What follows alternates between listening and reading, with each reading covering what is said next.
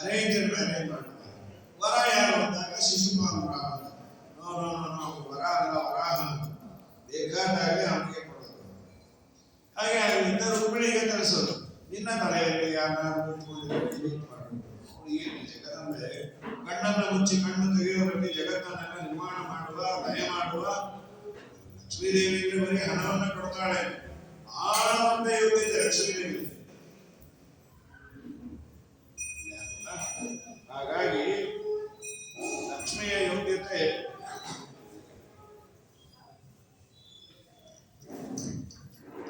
ತುಂಬಾ ದೊಡ್ಡದು.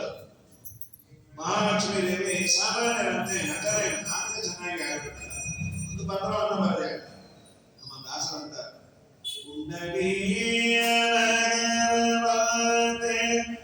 ಭೀಷ್ಮಕರಾಜನ ಕುಮರಿಯಂತೆ ಶಿಶುಪಾಲನ ವಲ್ಲನಂತೆ ನಿನಗೆ ಓಲೆ ಬರೆದಂತೆ ಓಣ ಬಾರೋ ರಂಗ ಓಣ ಬಾರೋ ಕೃಷ್ಣ ಜಾಹ್ನವೀಯ ತೀರವಂತೆ ಜನಕರಾಜನ ಕುವರಿಯಂತೆ ಜಾನಕಿಯ ವಿವಾಹವಂತೆ ಜಾನಕಿಯು ಬರದೆ ಕಂತೆ ಓಣ ಬಾರೋ ರಂಗ. ಸುಂದರವಾದ ಪತ್ರ. ನಮ್ಮ ನಿಮ್ಮೆಲ್ಲರ ಭಾಗ್ಯ. ಲಕ್ಷ್ಮೀ ಬರದ ಪತ್ರವನ್ನು ಭಾಗವತದಲ್ಲಿ ವೇದವ್ಯಾಸರು ಎಡಿಟ್ ಮಾಡಿ ಆಗಿದೆ. ಯಾವ ಪತ್ರ ಅವ್ರ ಮನೆ ಮಾತ್ರ ಇದ್ರೆ ಕಳೆದೋಗಿರೋದು. ಭಾಗವತದಲ್ಲಿ ಶ್ಲೋಕ ರೂಪದಲ್ಲಿ ಅದನ್ನು ಹಾಕಿದ್ದರಿಂದ ಲಕ್ಷ್ಮೀ ಬರದ ಪತ್ರ ನಮಗೆ ಇವತ್ತು ಸಿಗುತ್ತೆ. ರುಕ್ಮಿಣ್ಯವಾಚ ಏನು ಆ ಪತ್ರದ ಒಕ್ಕಣೆ ಹೀಗಿತ್ತು.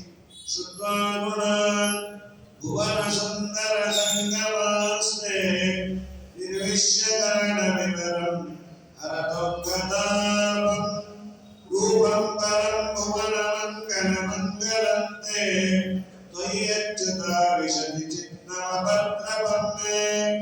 ನಿನ್ನ ಗುಣಗಳನ್ನು ನಾನು ಕೇಳಿದ್ದೇನೆ. ನೀನು ಭುವನಕ್ಕೆ ಸುಂದರ, ಭುವನಕ್ಕೆ ಅಂದ್ರೆ ಇಡೀ ಲೋಕಕ್ಕೆ ಸುಂದರ ಅಂತ. ಭುವನ ಸುಂದರ ಅಂದ್ರೆ ದಶಾವತಾರಿ ಅಂತ ಆಗುತ್ತೆ. ಹೇಗೆ ಭುವನ ಅನ್ನೋದಕ್ಕೆ ಸಂಸ್ಕೃತದಲ್ಲಿ ನೀರು ಅಂತ ಅರ್ಥ ಉಂಟು, ಅರಣ್ಯ ಅಂತ ಅರ್ಥ ಉಂಟು. ಅವರ ಕೋಶದಲ್ಲಿ ಜೀವನ ಭುವನ ಜೀವನ ಅಂದ್ರೆ ನೀರು, ಭುವನ ಅಂದ್ರೆ ನೀರು. ನೀರಿನಲ್ಲಿ ಸುಂದರ ಅಂದ್ರೆ ಮತ್ಸ್ಯಾಪೂರ್ಣ, ನೀರಿಗೆ ಸಂಬಂಧಪಟ್ಟದ್ದು. ಅರಣ್ಯದಲ್ಲಿ ಸುಂದರ ಅಂದ್ರೆ ವರಾಹ ಮತ್ತೆ ನರಸಿಂಹ. ಭುವನಕ್ಕೆ ಸುಂದರ ಅಂದ್ರೆ ಇನ್ನೆಲ್ಲ ರೂಪಗಳು. ಹೀಗಾಗಿ ಭುವನ ಸುಂದರ ಸಂಗಮಾಸ್ತೆ. ನನ್ನ ಕಿವಿಯಲ್ಲಿ ನಿನ್ನ ವಾರ್ತ ಬಿದ್ದಾಗಿನಿಂದ ನಿನ್ನನ್ನೇ ನನ್ನ ಮನಸ್ಸಿದೆ. ನಿನ್ನನ್ನು ಬಿಟ್ಟು ನಾನು ಯಾರನ್ನು ಮದುವೆ ಆಗುವುದಿಲ್ಲ.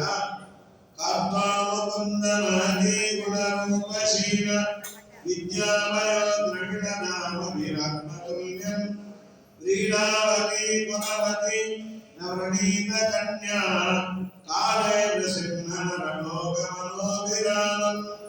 ಯಾವ ಹೆಣ್ಣು ನಿನ್ನನ್ನು ಬಿಡ್ತಾಳೆ?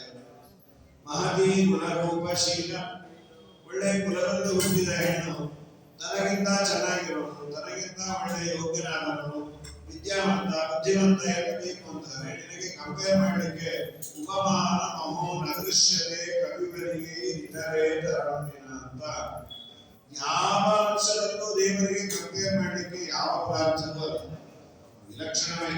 ಅದಕ್ಕೆ ಉಪನಿಷತ್ತು ಯಾವ ದೇವರು ಅಂದ್ರೆ ನೀನು ತಿಳಿದ ಯಾವ ವಸ್ತುವು ಅಲ್ಲ ಅಂತ ಹೇಳ್ತಾ ನೇತಿ ನೇತಿ ನೇತಿ ನೇತಿ ಅಂತ. ಅವನು ಅಲ್ಲ ಅಲ್ಲ ಅಲ್ಲ ಅಲ್ಲ ಈ ಅಲ್ಲ ಅಲ್ಲ. ನಾವು ತಿಳಿದ ಯಾವ ವಸ್ತುವು ಅವನು ಅಲ್ಲ, ಅವನು ಅಪ್ರಾಕೃತ. ಅವನನ್ನು ನಾವು ಕಂಪೇರ್ ಮಾಡಲಿಕ್ಕೆ ಆಗೋದೇ ಇಲ್ಲ. ಹಾಗಾಗಿ ನಾನು ನಿನ್ನನ್ನೇ ಮದುವೆ ಆಗ್ಬೇಕು ಅಂತಿದ್ದೀನಿ. ತನ್ಮೇ ಭವಂ ಖಲು ರಥಪತಿ ರಂಗಜಾಯ ಆತ್ಮಾರ್ಪಿತಚ್ಚ ಭವಲೋಕ ವಿಭೂಮಿದೇಹಿ ಮಾವೀರ ಭಾಗವತಿ ನಮೆಜರು ಚೈತ್ಯಾರ. ಭಗವಂತ ಇದು ಸಿಂಹದ ಪಾಲ, ನರಸಿಂಹನ ಪಾಲನ್ನು ನಾಯಿಗಳಿಗೆ ಕುಮಾರ ಶಿಶುಪಾಲ ಮುಕ್ತದ ಅವನಲ್ಲಿ ನಾನೇ. ದಯಮಾಡಿ ನೀನು ಬರಬೇಕು. ನಾನು ಮಾಡಿದ ಎಲ್ಲ ಪುಣ್ಯದ ಕೆಲಸ ನಿನಗೆ ಸೇರಿದ್ರೆ ದಯಮಾಡಿ ನೀನು ನನ್ನನ್ನು ಬಂದು ಕರೆದುಕೊಂಡು ಹೋಗು. ನಿಮ್ಮ ಮನೆ ಒಳಗೆ ಹೇಗೆ ಬರೋದು ಅಂತ ಅಂತ ನನಗೆ ಅನ್ಸಿರ್ಬೋದು. ನೀನು ಮನೆಯೊಳಗೆ ಬರಬೇಡ, ಸೆಕ್ಯೂರಿಟಿ ಜೋರಾಗಿದೆ. ನಾನೇ ಊರಾಚೆ ಬರ್ತೇನೆ, ಗೌರಿ ಪೂಜೆ ಮಾಡಲಿಕ್ಕೆ ಅಲ್ಲಿ ಬಂದು ಕರ್ಕೊಂಡು ಹೋಗು. ಹಿಂದಿ ರುಕ್ಮಿಣಿ ಬಾಯಿ ತಕ್ಷಣ ಪರಮಾತ್ಮ ಹೊರಗೆ ಬಂದ್ಯಾನೆ. ಮಾರನೇ ದಿವಸ ಹೈ ಸೆಕ್ಯೂರಿಟಿ ಮಧ್ಯ ರುಕ್ಮಿಣಿ ಪೂಜೆ ಮಾಡಿದ್ರು. ಆಚಾರ ಬಂದ್ರೋ ಇಲ್ಲೋ ಆಚಾರ ಬಂದ ಕೂಡಲೇ ಹೇಳೋದು ಏನಾಯ್ತು, ನಿನ್ನ ಕೆಲಸ ಸಕ್ಸಸ್ ಆಗಿದೆ, ನಮಸ್ಕಾರ ಮಾಡಿರ್ಬೇಕು. ಸಾಷ್ಟಾಂಗ ಬಿಜೆಪಿ ಸಾಷ್ಟಾಂಗ ಸ್ತ್ರೀಯರಿಗೆ ಇಲ್ಲ ಗೊತ್ತಿಲ್ಲದೆ ಬಿಡಿಬಿಡಿಲಿ ಮಾಡಿಲ್ಲ, ಗೊತ್ತಿಲ್ಲದೆ ಅಂತಲ್ಲ, ಹಾಗೆ ಆಗತ್ತೆ ಅಂತ ಮಾಡೋಲಿ ಮಾಡ. ಕೃಷ್ಣ ಎಲ್ಲೇ ಇದ್ದಾಗ ಅಲ್ಲೇ ಇದ್ದ. ಏನ ಕೃಷ್ಣನ ಸೌಂದರ್ಯವನ್ನು ನೋಡಿದ ಕೂಡಲೇ ಇವಳ ಮುಖ ಇಷ್ಟೆಲ್ಲ ಆಗೋಯ್ತು. ಸಾಮಾನ್ಯ ಬೇಕಾದವ್ರನ್ನ ಇಷ್ಟೆಲ್ಲ ಆಗತ್ತೆ ಅಂತ ಮಾಡ್ಕೊಂಡ್ರೆ ನೋಡು, ಅವ್ರ ಕಡೆಯವ್ರು ಬಂದ್ರೆ ಇಷ್ಟೆಲ್ಲ ಆಗತ್ತೆ ಅಂತ. ಹಾಗಾಗಿ ಈಶ್ವರನಾರಾಯಣ ಶ್ರೀಕೃಷ್ಣನ ವಾಸುದೇವ ಅಚ್ಯುತ ಅನಂತನ ಸಾಸಿಗರಾಮನ ಶ್ರೀರಚಿಕೇಶನ ಶೇಷಶಯನ ವಸುದೇವ ಸುತನ ಕಟ್ಟಡ ಗೋವಿಂದನ ಪುಂಡರೀಕಾಕ್ಷ ಪಾಂಡವ ಪಕ್ಷ ದೃಷ್ಟನ ಕಣ್ಣೇನ ಗೋವಿಂದನ.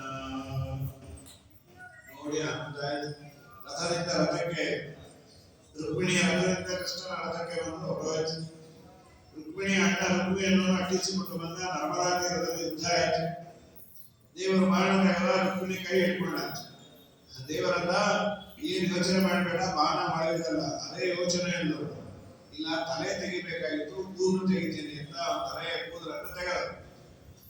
ಅವನು ನಾವು ಊರಿಗೆ ಬರೋಣ ಅಂತ ಊರಾಚೆ ಭೋಜಘಟ್ಟ ಅಂತ ಒಂದು ನಗರ ನಿರ್ಮಾಣ ಮಾಡಿಕೊಂಡಂತ ಎಕ್ಸ್ಟೆನ್ಷನ್.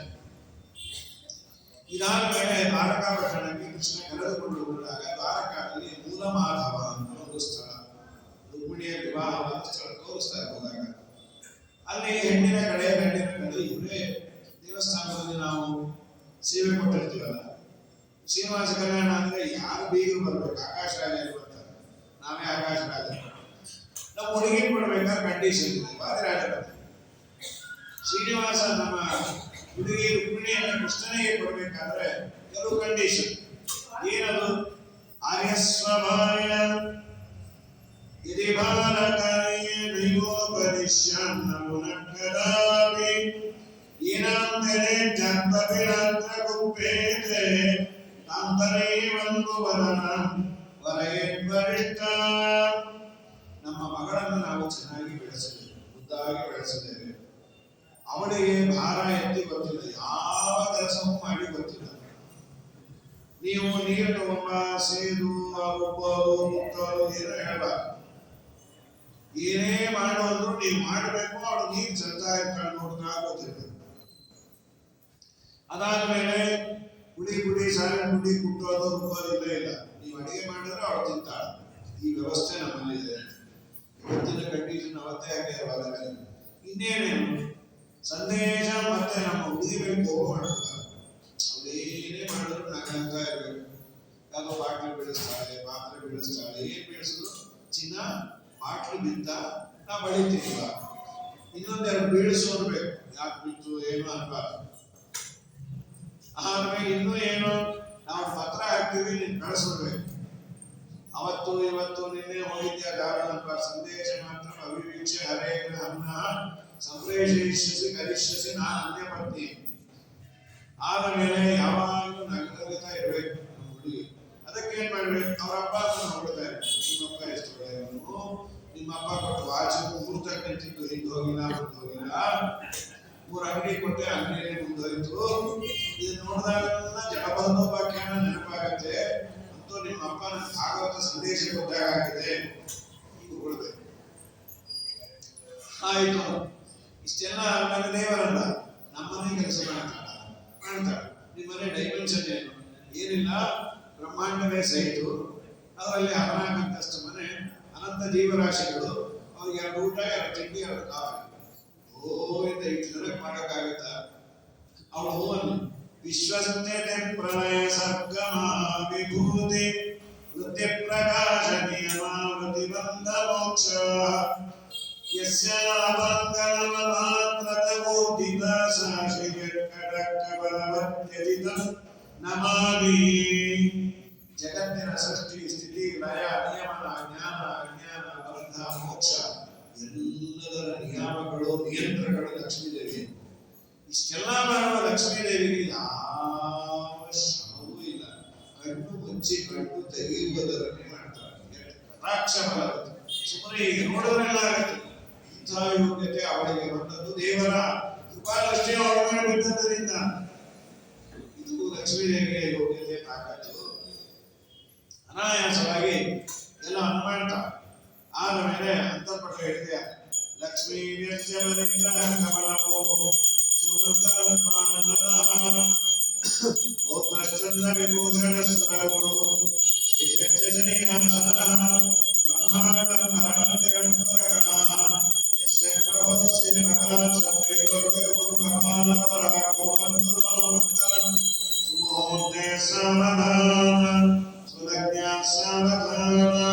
ಶ್ರೀ ಲಕ್ಷ್ಮೀ ನಾರಾಯಣ ಧ್ಯಾನ ಸಾವಧಾನ ಜೀವಿಗಾಗಿ.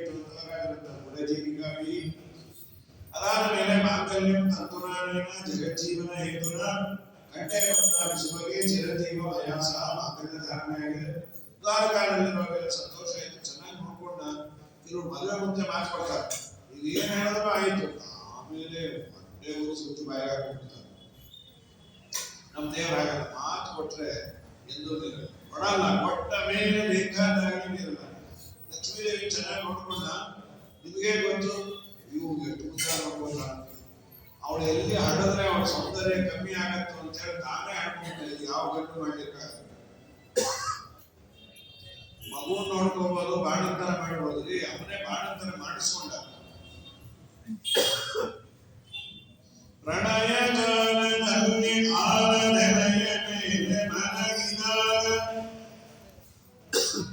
ಹಲವು ಆಭರಣಗಳನ್ನು ನೆಲಗುವಾಗಿ ಜಾಣತನಕ್ಕೆ ಮರಳು ಮಾಡಿ ಕೊಂಡೆಯಲ್ಲೇ ಮಾಯಾದೇವಿಯೇ ಮಕ್ಕಳು ಪಡೆದ ನೀನು ನಿನ್ನ ಚೊಕ್ಕತನವು ಹೋಗುವುದೆಂದು ಒಕ್ಕೊಳಲು ಮಕ್ಕಳು ಪಡೆದ ಕಕ್ಕುಲಾತಿ ಬಡುವಂತೆ ಮರಳು ಮಾಡಿ ಕೊಂಡೆಯಲ್ಲೇ ಮಾಯಾದೇವಿಯೇ ಸರ್ವ ಸಂಘ ಬಿಟ್ಟು ಸನ್ಯಾಸಿಯಾದ ಕಾಲಕ್ಕೂ ಸರ್ವದ ಕನ್ಯೆಯ ಮೇಲೆ ಬಿಡದೆ ಮುದ್ದಾಡಿ ಬಂದೆ. ಎಲ್ಲವೂ ಲಕ್ಷ್ಮಿಗೆ ಮಾಡಬೇಕು ಅನ್ನೋದಕ್ಕೆ ನಾವು ಏನನ್ನೇ ದೇವರಿಗೆ ಮಾಡೋದನ್ನು ಶಂಕಕ್ಕೆ ಮುಟ್ಟಿಸಿ ಮಾಡೋದು. ಶಂಕದಿಂದ ವಿದ್ಯುತಿ ಅಂದ್ರೆ ನಾವು ನಾಮಕಾವಸ್ಥೆ. ದೇವರ ಪೂಜೆ ಮಾಡುವ ಅಥಾರಿಟಿ ಇರೋದು ಲಕ್ಷ್ಮೀ ದೇವಿಗೆ ಮಾತ್ರ. ಸ್ನಾನ ಅಭ್ಯಂಜನ ಭೋಜನ ಎಲ್ಲವನ್ನ ಶಂಕಕ್ಕೆ ಮುಟ್ಟಿಸಿ, ಅಮ್ಮ ನಿನ್ನ ಗಂಡನ ಪೂಜೆಯನ್ನು ನೀನೇ ಮಾಡೋ ಅವಳೇ ಮಾಡೋದು. ಈ ಅನುಸಂಧಾನವನ್ನು ಮಾಡಿ ಇಷ್ಟಾದ ಮೇಲೆ ಸತ್ಯಭಾಮ ಅನ್ನೋದನ್ನು ಮದುವೆ ಆದ. ಅದು ಗುರು. ಸತ್ಯಭಾಮೆ ಅನ್ನೋದು ಸೆವಂತಕಮಣಿಯ ನಿಮಿತ್ತದಿಂದ ಕೃಷ್ಣನನ್ನ ಅವರಪ್ಪ ಸತ್ರಾಜಿತ ಮಹಾರಾಜ ಸೆವಂತಕಮಣಿ ಕಳಕೊಂಡ. ಕೃಷ್ಣನ್ ತಲೆ ಮೇಲೆ ಇಟ್ಟು ಈಗ ದೇವರಿಗೆ ಯಾವ ಮಣಿ ಎಲ್ಲಿದೆ ಎಂದು ಬೇಡ. ಅವನು ಯಾವ ಮಣಿ ಮುಟ್ತಾನೋ ಅದು ಸೆವಂತಕ ಮಣಿನೂ ಆಗುತ್ತೆ. ಯಾವ ದೊಡ್ಡ ಆ ಲೋಕಕ್ಕೆ ಒಂದು ನೀತಿಯನ್ನು ಹೇಳಿದ. ಅಪವಾದ ಬಂದಾಗ ಅದನ್ನ ಕಳ್ಕೊಳ್ಳಿ, ಅಲ್ಲಿ ಬಿಡಿ ಅಂತ ಒರೆಸ್ಕೋಬೇಡಿ. ಈಗಿನ ಪಾಲಿಟಿಕ್ಸ್ ಎಲ್ಲ ಹಾಗೆ ಆಗಿಬಿಟ್ಟಿದೆ. ನೀವೇನಂದ್ರೂ ಭಂಡರು, ಅದು ನೆಗೆಟಿವ್ ಪಬ್ಲಿಸಿಟಿ. ಮಾಡಬಾರ ಕೆಲಸ ಮಾಡೋದು, ಪೇಪರ್ ಬಂದ್ರೆ ಆನಂದ ಪಡೋದು ಅದಲ್ಲ. ಮನುಷ್ಯನಿಗೆ ಅಪವಾದ ಬಂದಾಗ ಅದನ್ನು ಕಳೆದುಕೊಳ್ಳಬೇಕು ಅಂತ ಕೃಷ್ಣ ಏನ್ ಮಾಡಿದ, ಸೆವಂತಕ ಮಣಿಯನ್ನು ಹುಡುಕಿಕೊಂಡು ಹೋದ. ಜಾಂಬವಂತನ ಗುಹೆಯಲ್ಲಿ ಹೋದಾಗ ತುಂಬಾ ದಿವಸ ಆಯ್ತು ಅಂತ ಬರಲಿಲ್ಲ ಕೃಷ್ಣ ಅಂತ ಒಂದು ದೊಡ್ಡ ಬಂಡೆಯನ್ನ ಅಡ್ಡ ಇಟ್ಟುಕೊಂಡು ಆಮೇಲೆ ಜಾಂಬವಂತನ ಜೊತೆ ಹೊಡೆದಾಡಿ ಅಲ್ಲಿದ್ದ ಮಣಿಯನ್ನ, ನೀವೆಲ್ಲ ಗಣಪತಿ ಹಬ್ಬದ ಕಥೆಯಲ್ಲಿ ಕೇಳಿದ್ದೆ. ಸಿಂಹ ಪ್ರಸೇನ ಭವತಿ ಸಿಂಹೋ ಜಾಂಬವಂತ ಒಂದು ಸಿಂಹ ಮಣಿಯನ್ನು ಪ್ರಸೇನ ಅಂತ ಸತ್ರಾಜಿತನ ತಮ್ಮ ಕಟ್ಟಿಕೊಂಡು ಹೋಗಿದ್ದ ಸೆವಂತಕ ಮಣಿ. ಅದನ್ನ ಸಿಂಹ ಅವರನ್ನ ಕೊಂದು ತಾನು ತಗೊಂಡು ಹೋಗಿತ್ತು. ಜಾಂಬವಂತ ಸಿಂಹವನ್ನು ಕೊಂದು ಆ ಮಣಿಯನ್ನು ತನ್ನ ಮನೆಯಲ್ಲಿ ಕಟ್ಟಿದ್ದ. ಆದ ಮೇಲೆ ಕೃಷ್ಣ ಬಂದ ಮೇಲೆ ಕೃಷ್ಣನ ಜೊತೆ ಯುದ್ಧ ಮಾಡಿದ. ಕೃಷ್ಣ ರಾಮರೂಪವನ್ನು ತೋರಿಸಿದಾಗ ಕೈ ಮುಗಿದು, ಅಯ್ಯೋ ನನ್ನ ರಾಮ, ನೀನೆ ಎಂತ ಕೆಲಸ ಮಾಡದೆ, ನಿನ್ನ ಜೊತೆ ಹೊರದಾಡದೆ. ಅಪ್ಪ, ನೀನು ತ್ರೇತಾಯುಗದ ಮನುಷ್ಯ, ನಿನ್ನ ದೇಹದಲ್ಲಿ ಏನು ತಾಕತ್ತಿಲ್ಲ, ಬಾಯಿ ಅಂತ ಹೇಳಿ ಕೃಷ್ಣ ಚಕ್ರವನ್ನು ಬಿಟ್ಟು ಅವನ ದೇಹವನ್ನೆಲ್ಲ ಸೀಳಿ ಮೊದಲನೇ ಪ್ಲಾಸ್ಟಿಕ್ ಸರ್ಜರಿ ಮಾಡಿದ, ಗಟ್ಟಿಮುಟ್ಟಿ ಮಾಡಿದ ಅಂತ ಮಹಾಭಾರತದ ಅಪರ್ಣದಲ್ಲಿ ಹೇಳ್ತಾರೆ. ಆ ಸಮಂತಕ ಮಣಿಯನ್ನ ಅವನ ಜೊತೆ ಇದ್ದ ಅವನ ಮಗಳು ಜಾಂಬವತಿಯನ್ನು ಕೊಟ್ಟು ಮದುವೆ ಮಾಡಿ ಕೊಟ್ಟು ಕಳಿಸ್ತಾರೆ. ಮಣಿಯನ್ನ ವಾಪಸ್ಸು ತಂದು ಕೊಟ್ಟ ಮೇಲೆ ಸಂಗ್ರಾಹಿತ ವಿಚಾರ ಮಾಡಿದ. ಕೃಷ್ಣನ ಮೇಲೆ ಕಳ್ಳತನದ ಆರೋಪ ಹಾಕಿ ಅಪರಾಧ ಮಾಡಿದ್ದೀನಿ, ಇದನ್ನ ನಾನು ಕಳ್ಕೋಬೇಕು. ಸಮಂತಕ ಮಣಿಯನ್ನ ನನ್ನ ಮಗಳನ್ನ ಇಬ್ಬರನ್ನು ಕೊಂದು ಮದುವೆ ಮಾಡಿಬಿಡುವ ಅಂತ ಹೇಳಿ ಸಮಂತಕ ಮಣಿಯನ್ನು ದೇವರು ನೀನೇ ಇಟ್ಕೊ, ನಾನು ಬೇಡ, ಕನ್ಯಾಮಣಿ ಸಾಕು. ಆ ಸಮಂತಕ ಮಣಿಯ ನಿಮಿತ್ತದಿಂದ ಸತ್ಯಭಾಮೆಯನ್ನು ಮದುವೆ ಆಗಿದ್ದಾನೆ. ಇದಲ್ಲದೆ 6 ಜನ, ಜಾಂಬವತಿ, ಕಾಲಿಂದಿ ಅಂತ ಯಮುನೆಯಲ್ಲಿರುವ ರೂಪ, ಮಿತ್ರವಿಂದ ಅಂತ ಸೋದರತೆ ಮಗಳು, ಲಕ್ಷಣ, ಭದ್ರ, ನೀಲ ಅಂತ ಹೇಳಿ 6 ಜನರನ್ನು ಮದುವೆ ಆದ.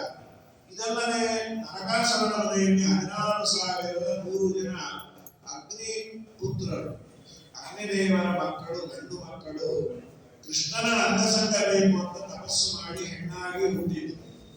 ಆ ಹೆಣ್ಣು ಮಕ್ಕಳನ್ನೆಲ್ಲ ಜರಾಸಂಧ ನರಕಾಸುರ ತನ್ನ ಮನೆಯಲ್ಲಿ ಬಂಧನ ಮಾಡಿದ್ದ.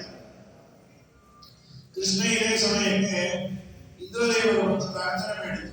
ಕೃಷ್ಣ, ನಮ್ಮ ಅಮ್ಮನ ಕರ್ಣಕುಂಡಲಗಳನ್ನು ಕರ್ಕೊಂಡು ಹೋಗಿದ ನರಕಾಸುರ, ಅವನನ್ನ ನಾನೇನು ಮಾಡ್ಲಿಕ್ಕಾಗಲ್ಲ, ನೀನೇ ಅವನಿಗೆ ಏನಾದ್ರು ದಾರಿ ಮಾಡಿ ಅಮ್ಮನ ಕರ್ಣಕುಂಡಲವನ್ನು ನೀನು ತೆಗೆದುಕೊಂಡು ಬಾ.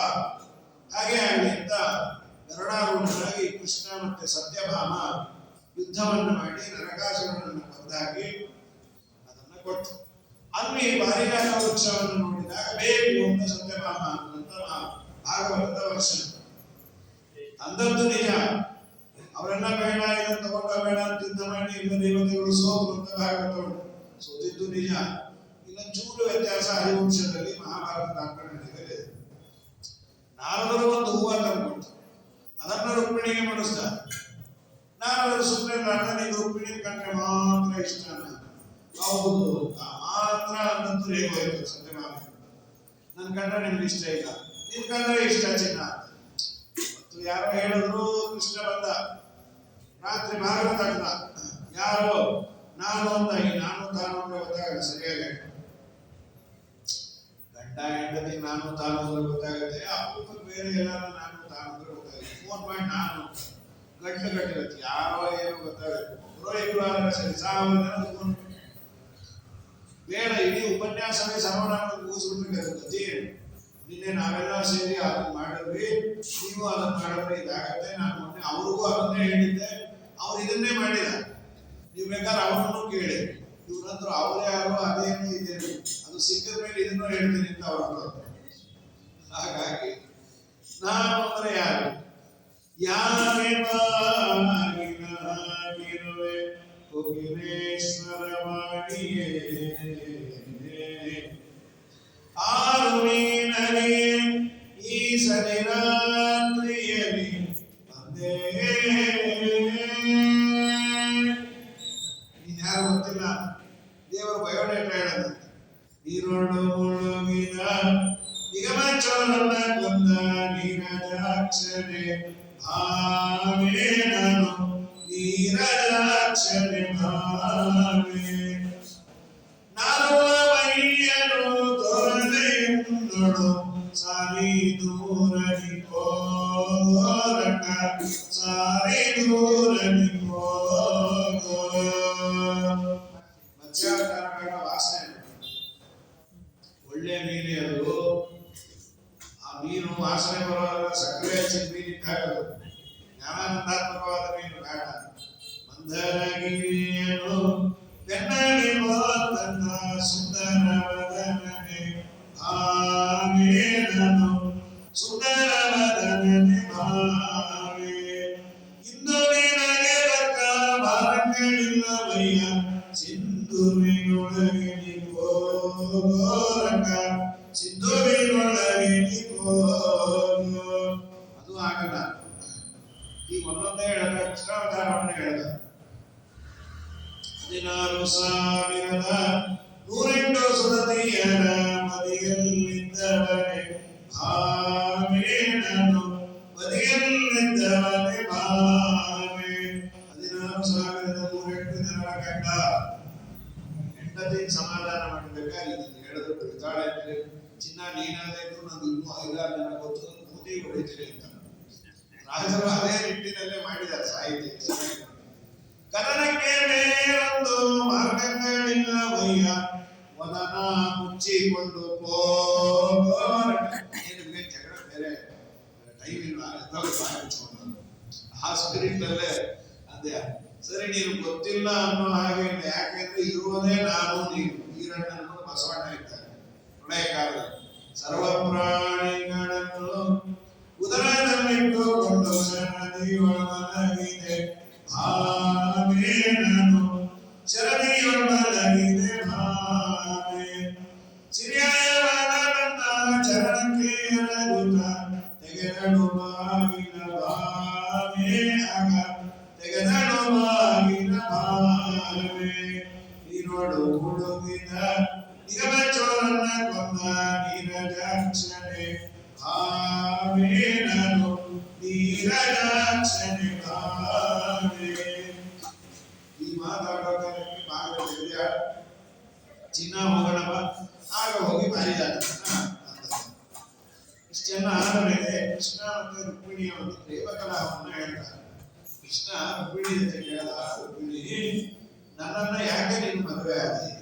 ಯಾಕೆ ಸ್ವಾಮಿ ಈ ಕ್ವಶನ್ ಅಂತ ನಾವು ಸರಿ ಇಲ್ಲ. ರಾಜಪ್ಪು ವಿಗ್ರಹದ ಸುರು ಸಮುದ್ರ ಶರಣಂಕರ ನಾವು ರಾಜರ ಜೊತೆ ಒಬ್ಬರಾಗಿ ಸಮುದ್ರದ ಮಧ್ಯದಲ್ಲಿ ಮನೆ ಮಾಡಿಕೊಂಡಿದ್ದೀವಿ. ಫಾರ್ಮ್ ಹೌಸ್ ಯಾರಿಗೂ ಅಡ್ರೆಸ್ ಗೊತ್ತಿಲ್ಲ. ಹಾಗೆ ಬಲವನ್ನೇ ಯುದ್ಧದ್ವೇಷ ನಾವು ವರಿಷ್ಠರ ವಿರೋಧವನ್ನು ಮಾಡಿಕೊಂಡಿದ್ದೀವಿ. ಎಲ್ಲಕ್ಕಿಂತ ನಮ್ಮದು ದುಡ್ಡಿಲ್ಲ ಕಾಸಿಲ್ಲ. ಇಷ್ಟೇ ಅಲ್ಲ ನಮ್ಮನ್ನು ದುಡ್ಡಿದ್ದವ್ರು ಯಾರು ಇಷ್ಟನೂ ಪಡಲ್ಲ. ದುಡ್ಡಿದ್ದವ್ರು ಲಕ್ಷ್ಮಿ ಬೇಕು ನಾರಾಯಣ ಬಾರಪ್ಪ ಅಂತ ನಮ್ಮನ್ನ ಯಾಕೆ ಮದುವೆ ಆಗಿ ಇಷ್ಟೆಲ್ಲ ಅಂದಾಗ ಅವ್ರು ಅರ್ಥ ಕೂತ್ರು ಸ್ವಾಮಿಯಾಗೆಲ್ಲ ಅನ್ಬೇಡ ಇದು ದೇವರಲ್ಲಿ ಚಂದ ರೀ ನಾವೆಲ್ಲ ಈ ಪ್ರಶ್ನೆ ಮಾಡ್ಲಿಕ್ಕೆ ಹೋಗಬಾರ್ದು. 30-40 ವರ್ಷ ಆದ್ಮೇಲೆ ಚಿನ್ನ ನನ್ನ ಯಾಕೆ ಮದುವೆ ಆಗಿದ್ರೆ ಅವಳು ನಂಗೂ ಹಾಗೆ ಅನ್ನಿಸ್ತಾ ಇರೋದ್ರೆ ಸತ್ವಿ ಮೈ ಮೇಲೆ ಬರೋ ಪ್ರಶ್ನೆ ಮಾಡ್ಲಿಕ್ಕೆ ಹೋಗಬಾರ್ದು. ಹಾಗಾಗಿ ನಾವೇ ಹೇಳ್ಬಿಡು ಪೂರ್ವಪಕ್ಷ ಸಿದ್ಧಾಂತ ನಿನ್ ಪುಣ್ಯ ಅಲ್ಲ ನನ್ನಂತ ಸಿಕ್ಕಿದ್ದು ಏನೋ ಅಂತ ಪುಣ್ಯ ಅಂತ. ಸರಿ ಆಯ್ತು 30 ವರ್ಷ ನಿಮ್ಮನ್ನು ಕಟ್ಕೊಂಡು ಹೇಗಿದ್ದು ಅಂತ ಹೇಳಿ ಹೀಗಾಗಿ ಲಕ್ಷ್ಮೀದೇವಿಯನ್ನು ಇವನು ಹೇಳಿದ್ದನ್ನೆಲ್ಲ ಅನುಮೋದನೆ ಮಾಡ್ತಾಳೆ. ಹೌದು ಸ್ವಾಮಿ ನೀನು ಸಮುದ್ರದ ಮಧ್ಯದಲ್ಲಿ ಮನೆಯನ್ನ ಕಟ್ಟಿದ್ದು ನಿಜ, ಆದರೆ ರಾಜರಿಗೆ ಭಯಪಟ್ಟಲ್ಲ. ಏನು ವ್ಯಾಖ್ಯಾನ ಮಾಡ್ತಾ ಬರೀತಾರೆ. ಯಾವುದು ಸಮುದ್ರ? ಪಂಚಮುದ್ರಾ ಸಹಿತವಾದ ಅಂದ್ರೆ ಪಂಚಭೂತಗಳಿಂದ ನಿರ್ಮಿತವಾದ ನಮ್ಮ ನಿಮ್ಮೆಲ್ಲರ ದೇಹ. ಆ ದೇಹದ ಹೃದಯ ಸಮುದ್ರದಲ್ಲಿ ನೀನು ಮನೆಯನ್ನ ಮಾಡಿದಿ. ಪುರುಷ ರೂಪದಿಂದ ನೀನು ಅಲ್ಲಿ ವ್ಯಾಪ್ತರಾಗಿದ್ದೀನಿ. ಆದ ಮೇಲೆ ನೀನು ವರಿಷ್ಠರ ವಿರೋಧವನ್ನ ಮಾಡಿಕೊಂಡಿ. ಬಲಿಷ್ಠವಾದದ್ದು ಅಂದ್ರೆ ಯಾರೇ ರಾಜರಲ್ಲ, ಬಲಿ ಪರಿವರ್ತನೆ. ನಮ್ಮನ್ನ ಪುನಃ ಸಂಸಾರಕ್ಕೆ ಸುತ್ತಿಸುವುದು, ನಮ್ಮನ್ನ ತುಂಬಾ ಕೆಳಮಟ್ಟಕ್ಕೆ ದೂಡುವುದು ನಮ್ಮ ಇಂದ್ರಿಯಗಳು. ಇಂದ್ರಿಯಗಳ ಬಯಕೆಗೆ ಮನುಷ್ಯ ಹಾಳಾಗದು. ಒಂದು ವೇಳೆ ಇಂದ್ರಿಯ ನಿಗ್ರಹ ಇತ್ತು ಅಂದ್ರೆ ಜೀವನದಲ್ಲಿ ಯಾರು ಮಾತಾಡಿಸಲಿಕ್ಕಾಗುವುದಿಲ್ಲ. ಏನು ದುಡ್ಡ ಕಾಸ ರೂಪನ ಸೌಂದರ್ಯ ಏನು ಬೇಡ ಅನ್ನೋಣ ನಿಸ್ಪೃಹಸ್ಯ ತೃಣಂ ಜಗತ್. ಯಾರಿಗೆ ಬಯಕೆ ಇಲ್ಲ ಅವನ ದೃಷ್ಟಿಯಲ್ಲಿ ಹುಲ್ಲು ಕಡ್ಡೆ ಇದ್ದಂತೆ. ಯಾರು ಹಣದ ಹಿಂದೆ ಬೀಳುತ್ತಾನೆ, ಹೆಣ್ಣಿನ ಹಿಂದೆ ಬೀಳುತ್ತಾನೆ, ಐಷಾರಾಮಿಯ ಹಿಂದೆ ಬೀಳುತ್ತಾನೆ, ಅವನೆಲ್ಲರಿಗೂ ದಾಸನಾಗಬೇಕಾಗುತ್ತೆ. ಯಾರೇನು ಹೇಳಿದ್ರು ನಮ್ಮವನು ಏನೋ ಬೇಡ ಅವನು ಕೊಟ್ಟದ್ದು ಸಾಕು. 6 ಬಲಿದರೇನು ನನಗೆ 4 ಕುನಿದರೇನು ಅಂತ ಇದ್ದರೆ ಅವನು ಭಯ ಇಲ್ಲ. ಹಾಗಾಗಿ ನಮ್ಮನ್ನ ಸುತ್ತಿಸುವುದು, ನಮ್ಮನ್ನ ಹಾಳು ಮಾಡುವುದು ನಮ್ಮ ಇಂದ್ರಿಯಗಳು. ಇಂದ್ರಿಯಗಳನ್ನ ಗೆದ್ದವರು ನೀವು, ನಿನಗೆಲ್ಲಿ ಭಯವೋ. ನೀನು ನಿಷ್ಕಿಂಚನ ಅಂತೆಲ್ಲ. ಹೌದು ನೀನು ನಿಷ್ಕಿಂಚನೇ. ನಿಷ್ಕಿಂಚನ ಕಿಂಚನ ಅಂದ್ರೆ ಬಿಡಿಗಾಸು, ಚೇಂಜ್. ನೀನು ನಿಷ್ಕಿಂಚನ. ನಿಷ್ಕಿಂಚನ ಅಂತ ಇಬ್ಬರನ್ನ ಕರೀಬಹುದು. ಯಾರು ಅವರಿಬ್ಬರು? ಒಂದು ಏನೂ ಇಲ್ಲದ ದರಿದ್ರನನ್ನ ನಿಷ್ಕಿಂಚನ ಅನ್ಬೋದು. ಚೇಂಜ್ ಇಲ್ಲದೆ ಇರೋರು ನಿಷ್ಕಿಂಚನ. ನಮ್ಮ ದೇವರ ಹತ್ರ ಚೇಂಜೂ ಇಲ್ಲ ಅಲ್ಲ, ಚೇಂಜ್ ಮಾತ್ರ ಇಲ್ಲ, ಬರೀ ಬಂದಾನೆ ಇಲ್ಲ. ಯಥಕಿಂಚನ ನಾಸ್ತಿ ಸರ್ವಮಪ್ಯಸ್ತಿ ಅತಏವ ನಿಷ್ಕಿಂಚನ ಅಂತ ಶ್ರೀಮದಾಚಾರ್ಯರ ವ್ಯಾಖ್ಯಾನ. ನಮ್ಮಪ್ಪ ನಿನ್ನ ಹತ್ರ ಚೂರು ಬಾಗಿಲ್ವೋ, ಎಲ್ಲವೂ ನಿಂದೆ. ಈ ಪರಿಯ ಸ್ವಭಾವನೆ ಗೋಪಿ ಜನಪ್ರಿಯ ಗೋಪಾಲಗೌರವನೆ ಈ ಪರಿಯ ಸ್ವಭಾವ ದೇವರಲ್ಲಿ ಯಾಕೆ ನಿನ್ನ ಸಮಯ ಯಾರಿದ್ದಾರೆ? ಏನೋ ಬೆಂಗಳೂರಲ್ಲಿ ಒಂದು 4-5 ಸೈಟ್ ಇದೆ ಅಂದ್ರೆ ಅವರ ಪುಣ್ಯಾತ್ಮ ಅಂತ ಇತ್ತು. ಈಗಿದ್ರೆ ಅದೇ ಕಷ್ಟ. ಕೃಷ್ಣಾರ್ಪಣ ವೃಂದಾವನ ಅದು ಆಯ್ತು, ಆ ಥರ ಆಗಿದೆ. ಇದನ್ನ ಶ್ರೀಮಂತ ಅಂತ ಕರೆಯೋಣಾದ್ರೆ ಧರಣಿ ದೇವಿಗೆ ಒಡೆಯ. ಇನ್ನ ಲಕ್ಷ್ಮೀದೇವಿಯ ಪತಿ ಬ್ರಹ್ಮದೇವರ ಗುರು.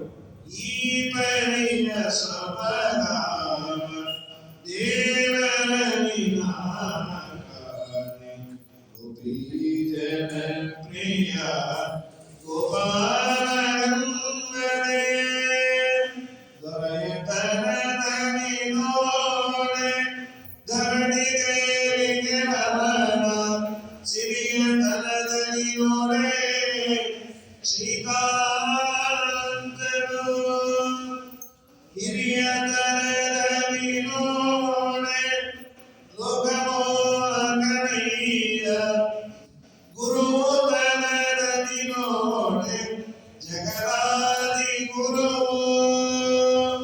ಇನ್ನ ಸಮಯ ಅಪಾಸ್ತಂಪ್ರಸೋ ಯೋಷ್ಟಮ 7ನೇ ರಸವೇ ಇಲ್ಲ ಅಂದ್ರೆ 8ನೇ ರಸ ಎಲ್ಲಿ ತರೋದು ಅಂತ ವಾಯುಸ್ಥಿತಿಯಲ್ಲಿ ಅದೇ ಇರೋದೇ 6 ರಸ. ದೇವರ ಸಮಾನವೇ ಇಲ್ಲ ಅಂದ್ರೆ ದೇವಕ್ಕಿಂತ ದೊಡ್ಡವರನ್ನ ಇಲ್ಲಿ ಕರ್ಕೊಂಡ್ಬರೋದು.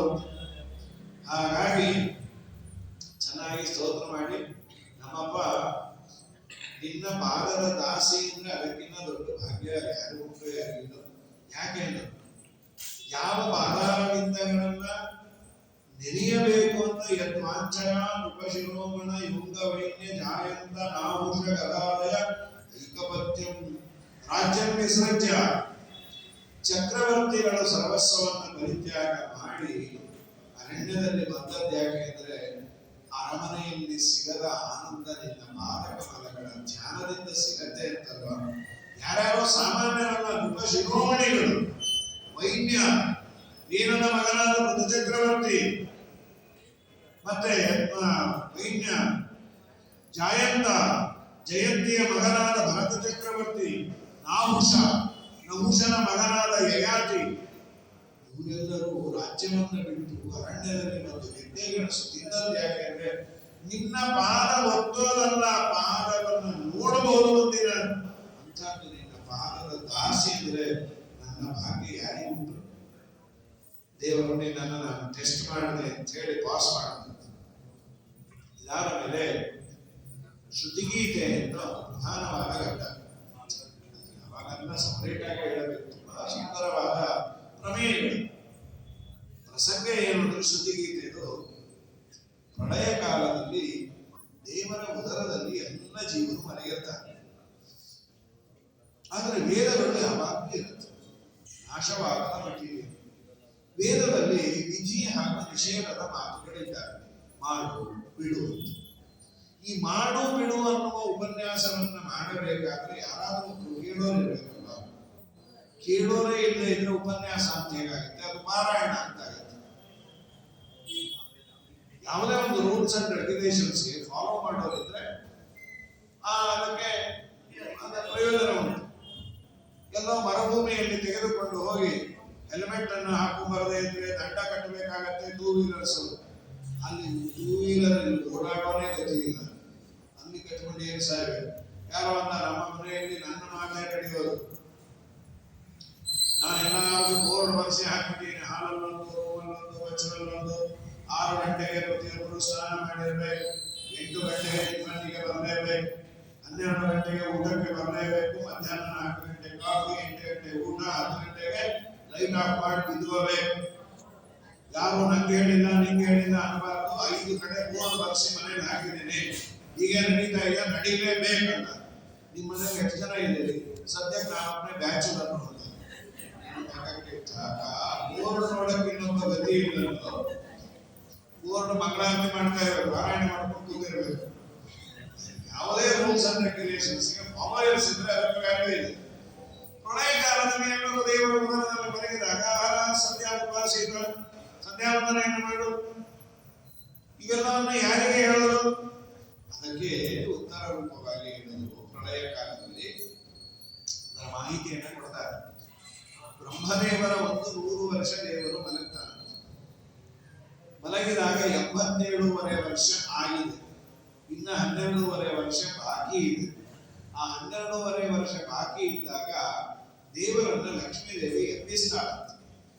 ಸಾಮಾನ್ಯವಾಗಿ ನಮ್ಮಲ್ಲಿ ರಾಜರನ್ನೆಲ್ಲ ಎಬ್ಬಿಸುವ ಪದ್ಧತಿ ಇತ್ತು. ಬಹುಪರಾಕ್ ಅಂತ ಹೇಳಿ ಅರಮನೆ ಒಳಗೆ ಗೋವನ್ನ, ಆಮೇಲೆ ಒಂದು ಕಲಶವನ್ನು ಹಿಡಿದುಕೊಂಡು ಬಂದ ಮುತ್ತೈದೆಯನ್ನ, ಮಂಗಲ ಪದಾರ್ಥಗಳು ಅಂತ ಏನಿದೆ ಅದನ್ನೆಲ್ಲ ತೆಗೆದುಕೊಂಡು ಬಂದು ಎಬ್ಬಿಸುವ ಪದ್ಧತಿ. ಮತ್ತು ರಾಜರುಗಳು ಯಾರು ಇಲ್ಲ, ಯಾರು ಹೇಳೋದು ಇಲ್ಲ. ಈಗ ಹೇಳ್ತಾನೆ ಕಾಫಿ ಅನ್ಕೊಂಡೆ ಹೇಳ್ತಾರಂತ ರಾಜರುಗಳೇ ನಮಗಿರೋದು. ಶ್ರೀರಂಗದಲ್ಲಿ ಇವತ್ತು ಆ ಪದ್ಧತಿ ಇದೆ. ರಂಗನಾಥನನ್ನ ಬೆಳಗ್ಗೆ ಬಾಗಿಲು ತೆಗೆದು ಎಬ್ಬಿಸಬೇಕಾದರೆ ದೇವರನ್ನ ಎಬ್ಬಿಸೋದು ಅನ್ನುವ ಸಾಂಕೇತಿಕವಾದ ಒಂದು ಚಿಂತನೆ ಏನು ಅಂದ್ರೆ, 2 ಗೋವುಗಳು, ನಾಗಸ್ವರ, ಆಮೇಲೆ ಒಂದು ಕುದುರೆ, ಇವುಗಳೆಲ್ಲ ಹೋದ ಮೇಲೆ ದೇವರ ಭಾಗದ ಗರ್ಭಗುಡಿ ತೆಗೆದ ಮೇಲೆ ಆಚಾರ್ಯರಿಗೆ ಎಂಟ್ರಿ ಕೊಡಬೇಕು. ಕನ್ನಡಿ ಕಪಿಲಾಂ ದರ್ಪಣಂ ಧಾಮ್ ಭಾಗ್ಯವಂತಂಚ ಭೂತತಿ ಆಚಾರ್ಯಂ ಅನ್ನದಾತಾರಂ ಪ್ರಾತಃ ಪಶ್ಯೇತ್ ಪತಿವ್ರತಾಂ ಅಂತ ಏನೇನಿದೆ ಅದೆಲ್ಲವನ್ನ ಇವತ್ತು ಶ್ರೀರಂಗದಲ್ಲಿ ರಂಗನಾಥನಿಗೆ ಮಾಡ್ತಾರೆ. ನಮ್ಮ ಲಕ್ಷ್ಮೀದೇವಿ ದೇವರನ್ನ ಎಬ್ಬಿಸ್ತಾಳೆ. ಬಹುಪರಾಕ್ 12.5 ವರ್ಷ ಇದ್ದಾಗ ಲಕ್ಷ್ಮೀದೇವಿ ಮಾಡುವ ಆ ಸ್ತೋತ್ರದ ಒಂದು ಗುಚ್ಛ ಏನಿದೆ ಅದಕ್ಕೆ ಶ್ರುತಿಗೀತೆ. ಸಾಂಕೇತಿಕವಾಗಿ ನಮ್ಮ ಜಗನ್ನಾಥದಾಸರು ಹೀಗೂ ಅರ್ಥ ಮಾಡುವುದು ತೋರಿಸ್ಯಾರ. ಒಂದು ಪದ್ಯ ತುಂಬಾ ಪ್ರಸಿದ್ಧವಾದದ್ದು ಶ್ರೀಕರಾಮಕೃಷ್ಣ. ಮನಗಿ ಮನಮಾದರದಿ ಪಾಡಲು ಕುಳಿತು ಕೇಳುವ, ಕುಳಿತು ಪಾಡಲು ನಿಲ್ಲುವ, ನಿಂತರೆ ನಲಿವ, ನಲಿದರೆ ಒಲಿವೆ ನಾನಿಮಗೆಂಬ. ಮನಗಿ ಮನಮಾದರದಿ ಪಾಡಲು, ಮನಗಿದಂತಹ ಭೀಷ್ಮಾಚಾರ್ಯರು ಹಾಡಿದಾಗ ದೇವರು ಕೇಳಿಸಿಕೊಂಡ ಅಂತ ಇದು ಒಂದು ಅರ್ಥ. ಇದನ್ನ ಸ್ವಲ್ಪ ವ್ಯತ್ಯಾಸವಾಗಿ ಬಿಡಿಸಬಹುದು ಅಂತ. ಮಲಗಿ ಪರಮಾದರದಿ ಪಾಡಲು ಅನ್ನೋದನ್ನ ಮಲಗಿಪ ಅಂತ ಬಿಡಿಸ್ಬಿಡಿರ್ತಾರೆ. ಪಾ ಇದೆಯಲ್ಲ ಅದನ್ನ ಈ ಕಡೆ ತಗೊಳ್ರಿ, ಮಲಗಿ ಪ, ಮಲಗಿಪ. ಅದು ಉಳಿದಿದ್ದೇನು? ರಮಾ ಆದರದಿ ಪಾಡಲು. ಮಲಗಿಪ ಮಲಗಿರ್ತಾನೆ, ಆದರೆ ರಮಾ ಆದರದಿ ಪಾಡಲು ಕುಳಿತು ಕೇಳುವ. ಲಕ್ಷ್ಮೀದೇವಿ ಆದರದಿಂದ ಜಯ ಜಯ ಕ್ಷಯ ಅಧಿಕ ದೋಷ ಗೃಹೀತ ಗುಣ ಅಂಥೇಳಿ ಪರಮಾತ್ಮನನ್ನ ಸ್ತೋತ್ರ ಮಾಡ್ತಾಳೆ. ಜಯ ಜಯ ಹಣ ಹಣ ಪ್ರಕೃತಿ ದ್ರಾವಯ ದ್ರಾವಯ. ತುಂಬ ಸುಂದರವಾದ ಶ್ರುತಿಗೀತೆ. ಉತ್ತರ ಏನು ಅಂದ್ರೆ, ಪ್ರಳಯ ಕಾಲದಲ್ಲಿ ಎಲ್ಲರೂ ದೇವರ ಉದರದಲ್ಲಿ ಮಲಗಿದರು. ಜಗದನ್ನೆಯಾದ ಲಕ್ಷ್ಮೀದೇವಿ ಎಲ್ಲಾ ಮಾತುಗಳಿಗೂ ಭಗವಂತ ಅಂತ ಅರ್ಥವನ್ನ ಮಾಡಿ ಮಾಡ್ತಾಳೆ. ಈಗ ಸಂಧ್ಯಾ ವಂದನೆಯನ್ನ ಮಾಡು ಅಂತ ಒಂದು ವಾಕ್ಯಕ್ಕೆ ಅರ್ಥ. ಅಹರಹ ಸಂಧ್ಯಾ ಉಪಾಸಿತ, ಹಗಲು ರಾತ್ರಿ ಸಂಧ್ಯಾ ವಂದನೆಯನ್ನ ಮಾಡು. ಪ್ರಳಯ ಕಾಲದಲ್ಲಿ ಯಾರು ಮಾಡೋದಿರಲ್ಲ. ಆದ್ದರಿಂದ ಲಕ್ಷ್ಮೀದೇವಿ ಅಹಹ ಅನ್ನುವ ಪದಕ್ಕೆ ಹಗಲು ಅಂತ ಹೇಗೆ ಅರ್ಥ ಇದೆಯೋ ಹಾಗೆ ದೇವರು. ಸಂಧ್ಯಾ ಅಂದ್ರೆ ದೇವರು, ಉಪಾಸಿತ ಅಂದ್ರೆ ದೇವರು. ಎಲ್ಲಾ ಶಬ್ದಗಳಿಗೂ ಭಗವಂತ ಅನ್ನುವ ಅರ್ಥದಲ್ಲಿ ವ್ಯಾಖ್ಯಾನವನ್ನು ಮಾಡ್ತಾರೆ ಲಕ್ಷ್ಮೀದೇವಿ. ಎಲ್ಲಾ ಪದಗಳಿಗೂ ಎಲ್ಲ ಶಬ್ದಗಳಿಗೂ ಭಗವಂತ ಅಂತ ಅರ್ಥವನ್ನು ಮಾಡ್ತಾಳೆ. ಆದ್ದರಿಂದ ಪ್ರಳಯ ಕಾಲದಲ್ಲಿ ವೇದಗಳು ವೇಸ್ಟ್ ಅಲ್ಲ, ಎಲ್ಲವೂ ಭಗವಂತ. ಅದನ್ನ ಸ್ಯಾಂಪಲ್ ತೋರಿಸ್ಯಾರ. ನಮ್ಮ ಪರವಾಗಿ ಎಬ್ಬಿಸ್ತಾಳ. ಜಯ ಜಯ ಜಗ್ಗಜ ಮದಿತ ದೋಷ ಗೃಹೀತ ಗುಣ. ಸಾಮಾನ್ಯವಾಗಿ ನಾವೆಲ್ಲ ಜಯಕಾರವನ್ನು ಹಾಕ್ತೀವಿ. ಸೀತಾಪತೆ ಶ್ರೀರಾಮಚಂದ್ರನಿಗೆ ಜಯವಾಗಲಿ. ಅಲ್ಲ, ನಾವೇನು ಜಯ ಹಾಕೋದು? ಸದಾ ಸೋತು ಸುಣ್ಣ ಆಗುವರು ನಾವು. ಹನುಮಂತನಿಗೆ ಜಯವಾಗಲಿ, ರಾಮನಿಗೆ ಜಯವಾಗಲಿ, ನೀನೇನು ಹೇಳೋದು ಮುಚ್ಚುಬಾಯಿ ಅಂತ. ಇಲ್ಲ, ದೇವರು ಅನ್ನೋದಿಲ್ಲ. ದೇವರಿಗೆ ಆಶೀರ್ವಾದ ಅಲ್ಲ, ಜಯ ಅಂದ್ರೆ ಭಗವಂತ ನೀನು ಜಯಶೀಲ ಅಂತ ನಾನು ಚಿಂತನೆ ಮಾಡಿದ್ರೆ ನನ್ನ ಕೆಲಸಗಳು ಜಯಶೀಲವಾಗತ್ತೆ ಅಂತ ನಿನಗೆ ಅನ್ನೋದಷ್ಟೇ. ನಾನು ಜಯ ಆಗಲಿ ಅಂತದ್ದರಿಂದ ನೀನು ಜಯಶೀಲ ಅಲ್ಲ, ನೀನು ಸದಾ ಜಯಶೀಲ ಅನ್ನುವ ಕಾನ್ಸೆಪ್ಟ್ ನನ್ನ ತಲೆಯಲ್ಲಿರಲಿ ಅಂತ ಶ್ರೀಮದಾಚಾರ್ಯ ವಿವರಣೆಯನ್ನು ಕೊಡ್ತಾರೆ. ಹಾಗಾಗಿ ಭಗವಂತನನ್ನ ಮೊದಲನೇದು ತುಂಬಾ ಚೆನ್ನಾಗಿದೆ, ತುಂಬಾ ಸುಂದರವಾದ ಇದು ದೊಡ್ಡ ಪದ್ಯಗಳೆಲ್ಲ ಇದ್ದಾವೆ. ಲಕ್ಷ್ಮೀದೇವಿ ನಮ್ಮ ಪರವಾಗಿ ಸ್ತೋತ್ರ ಮಾಡ್ತಾಳೆ. ಭಗವಂತ ನೀನು ಹೇಳು, ನಾನು ಎದ್ದು ಏನ್ ಮಾಡ್ತೀನಿ ಅಂತ. ನೀನು ಎದ್ದು ಈ ಎಲ್ಲ ನಿನ್ನ ಉದರದಲ್ಲಿ ಮಲಗಿದಾರಲ್ಲ ಅವರಿಗೆಲ್ಲ ನೀನು ವಿಶೇಷವಾಗಿ ದೇಹವನ್ನು ಕೊಡು. ಯಾಕೆ ದೇಹವನ್ನು ಕೊಡಬೇಕು? ಅವರೆಲ್ಲ ಸಾಧನೆಯನ್ನು ಮಾಡಬೇಕು. ಸಾಧನೆ ಮಾಡಬೇಕಾದ್ರೆ ದೇಹ ಇಲ್ಲದೆ ಸಾಧನೆ ಮಾಡ್ಲಿಕ್ಕಾಗಲ್ಲ. ಹೌದು, ಸಾಧನೆ ಮಾಡಿ ಅವರು ಮುಂದೆ ತಲುಪುವ ಡೆಸ್ಟಿನೇಷನ್ ಏನು? ಅವರು ಅವರ ಪಾಲಿನ ಸುಖವನ್ನು ಅನುಭವಿಸಬೇಕು. ಅವರ ಸುಖವನ್ನು ಅವರು ಅನುಭವಿಸಲಿಕ್ಕೆ ನನ್ನಡ್ಡಿ ಏನು? ಹೊಳೆ ನೀರಿಗೆ ದೊಡೆನಾಯಕನ ಅಪ್ಪಣೆ. ಸ್ವಾಮಿ, ನಿನ್ನ ಅಪ್ಪಣೆ ಬೇಕು. ಯಾಕೆ ಅಂದ್ರೆ ನೀನು ಅವರ ಸುಖದ ಮೇಲೆ ಎರಡು ಕರ್ಟನನ್ನ ಹಾಕಿದೆ. ಅದಕ್ಕೆ ಕರೆಯುವುದು ಶಾಸ್ತ್ರದಲ್ಲಿ ಜೀವಾಚ್ಛಾದಕ, ಪರಮಾಚ್ಛಾದಕ. ಆಚ್ಛಾದಕ ಅಂದ್ರೆ ಮುಚ್ಚಳ. ಜೀವನಿಗೆ ತನ್ನ ಆನಂದವನ್ನು ಅನುಭವಿಸಲಿಕ್ಕೆ ಆಗದಂತೆ ಅದನ್ನು ನೀನು ಮುಚ್ಚಿದ್ದೀನಿ.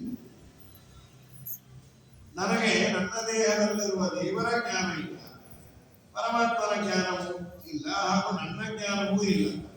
ಜೀವಾಚ್ಛಾದಕ ಅಂದ್ರೆ ಜೀವನ ಮೇಲಿರುವ ಮುಚ್ಚಳ. ಪರಮಾಚ್ಛಾದಕ ಅಂದ್ರೆ ಪರಮಾತ್ಮನನ್ನ ನಾನು ಪರಮಾತ್ಮನನ್ನು ಮುಚ್ಚಕ್ಕೆ ಯಾವ ಪದಾರ್ಥ ಇಲ್ಲ. ದೇವರು ಸಂಕಲ್ಪವನ್ನ ಮಾಡಿದ್ದಾರೆ, ನಾನು ಇವನಿಗೆ ತೋರುವುದು ಬೇಡ. ಹಾಗಾದ್ರೆ ತೋರಬೇಕಾದ್ರೆ ಒಂದಿಷ್ಟು ಸಾಧನೆ ಮಾಡಬೇಕು. ಸಾಧನೆ ಮಾಡಬೇಕಾದ್ರೆ ಸಾಧನ ಬೇಕು. ತೂಲೆ ಇಲ್ಲದೆ ಇದ್ರೆ ಏನು ಸಾಧಿಸ್ತೀನಿ?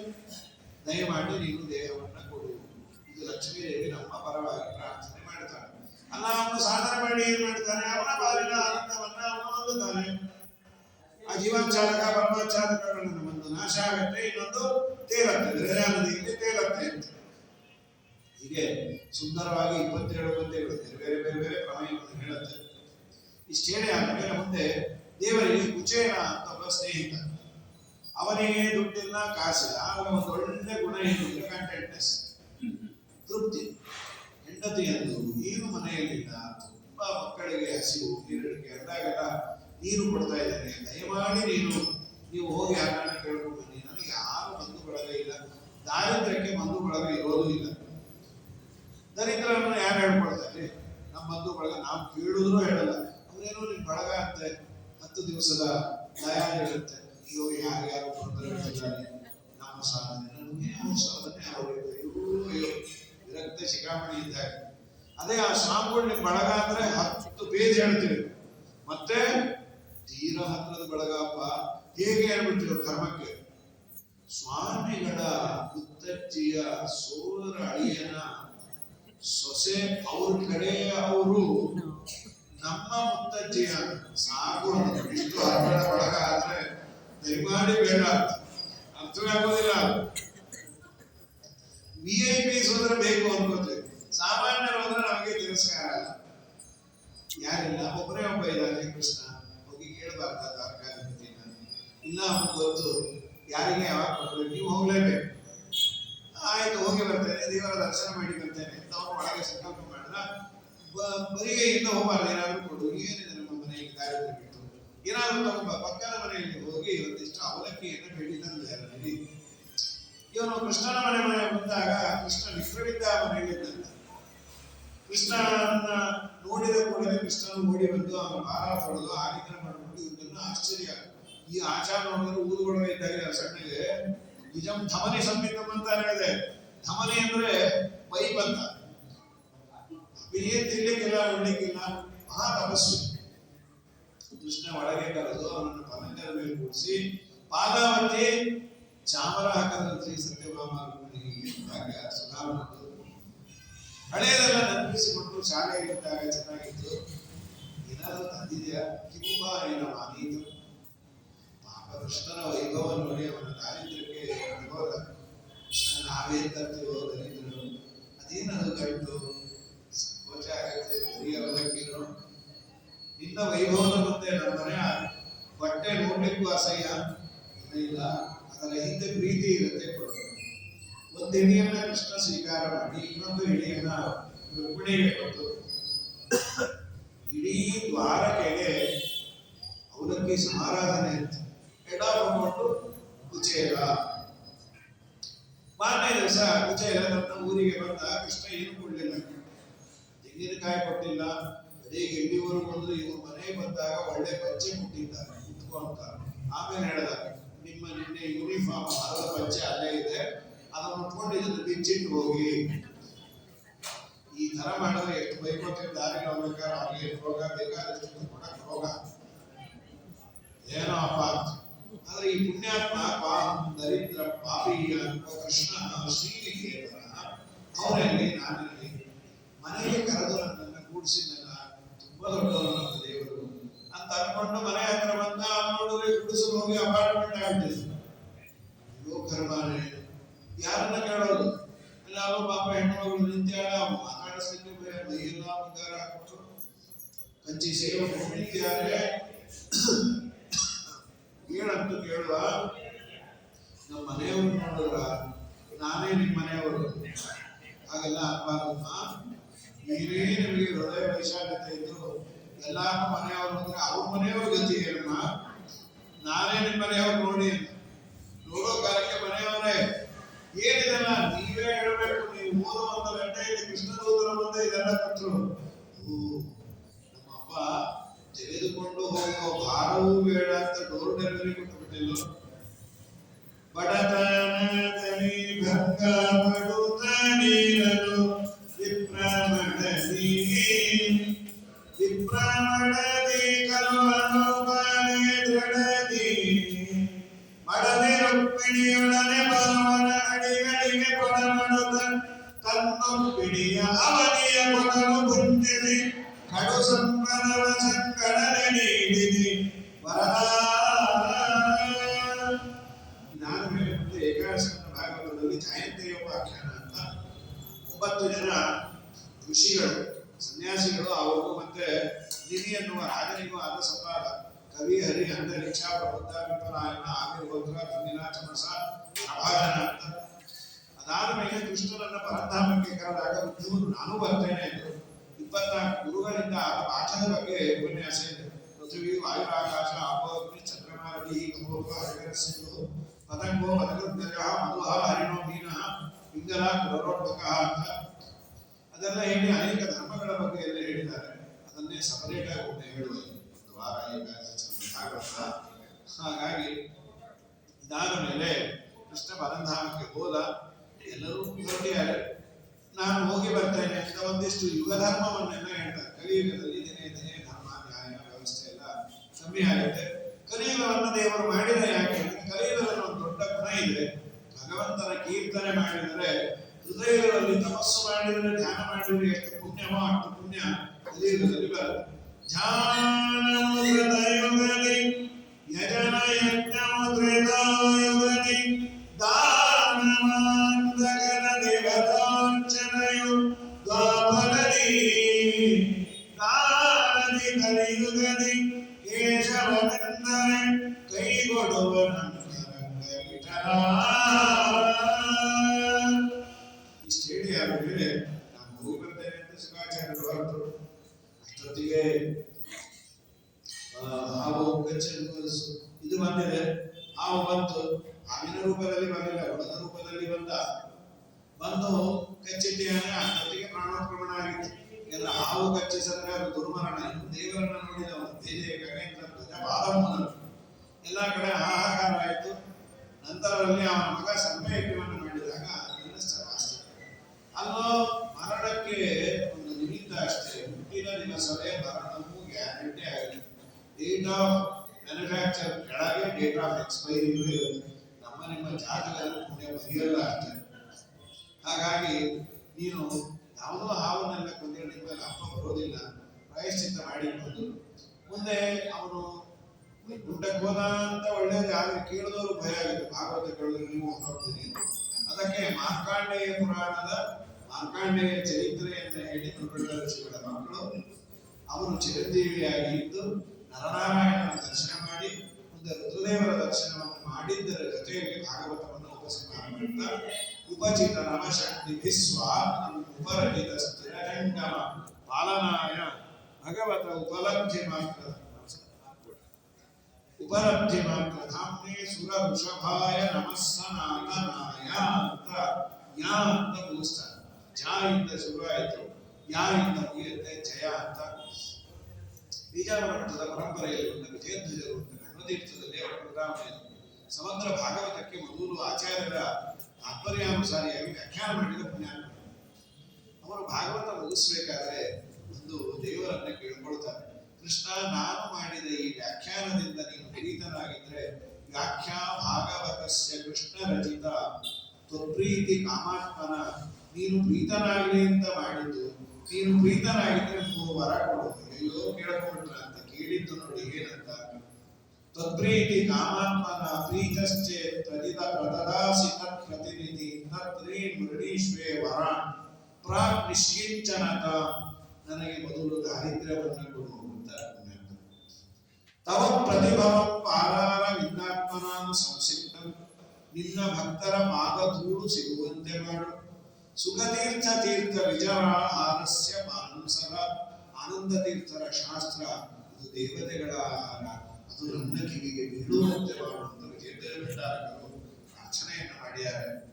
ಆ ದಿಶೆಯಲ್ಲಿ ನಾವು ಸ್ವಲ್ಪ ಜ್ಞಾನಭಕ್ತಿ ವೈರಾಗ್ಯವನ್ನು ಭಗವಂತನಲ್ಲಿ ಬೇಡಿದರೆ ಭಾಗವತ ಕೇಳಿದ್ದಕ್ಕೆ ಹೇಳಿದ್ದಕ್ಕೆ ಸಾರ್ಥಕ ಆಗುತ್ತೆ ಅಂತ ಈ ಒಂದು ಭಾಗವತದ ನಿಯಮವನ್ನ ವಿಶೇಷವಾಗಿ ಮನೆಯಲ್ಲಿ ಇನ್ನೇನು ವರ್ಷಾಂತಿಕ ಅಷ್ಟರಲ್ಲಿ ಹೇಳಿಸಲೇಬೇಕು ಅಂತ ದೃಢ ಸಂಕಲ್ಪ. 16 ಸಲ ಪಾಪ ಫೋನ್ ಮಾಡಿ ಆಗಾಗಲ್ಲ ಈಗಾಗಲ್ಲ ಅಂತ ಹೇಳಿ ಅಂತೂ ನ್ಯೂ ಇಯರ್ ಅಲ್ಲೇ ಅದಾಗಬೇಕು ಅಂತಿತ್ತು, ಲೌಕಿಕವಾದ ನ್ಯೂ ಇಯರ್ ನಮಗಲ್ಲ.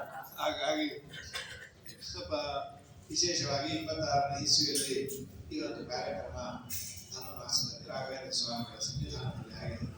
ಮಾಡಿಸಿದ ಸೇವಾಕರ್ತರಿಗೆ ವಿಶೇಷವಾಗಿ ಅವಕಾಶ ಮಾಡಿಕೊಟ್ಟಂತಹ ಅವಕಾಶ ಸದಾ ಕೊಡ್ತಾ ಇರ್ತಾರೆ, ನಾನೇ ಬರೋದಿಲ್ಲ. 50 ಸಲ ನಾಗರಾಜ್ ಫೋನ್ ಮಾಡ್ತಾರೆ, ಹೇಳ್ತಾರೆ ಯಾವಾಗ ಬರ್ತೀರಿ ಅಂತ. ಅವರಿಗೂ ಬಂದಂತಹ ನೀವೆಲ್ಲರೂ ನಿಜವಾದ ಸೇವಾಕರ್ತರು. ಸೇವೆಯನ್ನ ರಥೋತ್ಸವಕ್ಕೂ ಮಾಡಿರ್ಬೋದು, ಆದ್ರೆ ಹಗ್ಗ ಕೈ ಹಚ್ಚಿ ಯಾರು ಎಳಿಲೇ ಇಲ್ಲ ಅಂದ್ರೆ ಹಗ್ಗವೂ ಹೆಚ್ಚಿಕ್ಕಾಗಲ್ಲ.